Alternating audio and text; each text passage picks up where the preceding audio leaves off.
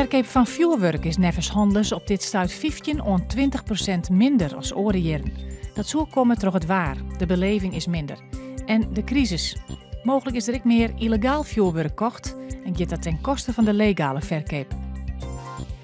Er zijn nog geen problemen in Friesland als gevolg van het hege wetter. Na het weekend zal het wetterpeil weer normaal wezen, hoopt het wetterskip. Het wetter zit nu nog 5 centimeter heger als gewoon, maar het is om het zakje. Het hooglandgemaal in Staren is van een week onzet. Sven Kramer had juist de 5 kilometer woen op het Olympisch kwalificatietoernooi in Tialf. Jorrit Bergsma waar tweede en Jan Blokhuizen tredde.